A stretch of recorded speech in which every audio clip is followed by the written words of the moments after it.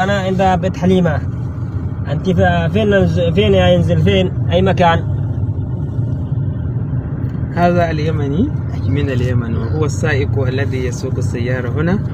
نحن على طريقنا إلى الزيارة إلى إخواننا الذين كانوا في نيجيريا أولا، ولكن الآن كانوا يعني يعملون هنا في المدينة المنورة، وهو سائق سيارتنا إلى الزيارة. هو أصله اليمني، عربي أصلي. نعم أنا عربي. ماذا تقول لأهل نيجيريا؟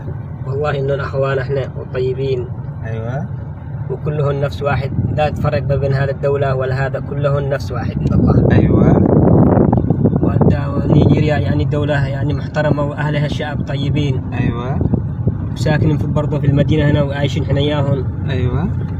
والحمد لله اليوم قابلنا شخص إن شاء الله يتكلم اللغة العربية فصحى. أيوة. والعلم عند الدين ما شاء الله تبارك الله. الحمد لله. وعنده نصايح منه. إن شاء الله. شرفنا فيك. ونحن المسلم أخو المسلم. نعم. لا فضل على أعرب ولا أعجمي إلا بالتقوى. شكرا، بارك الله فيك.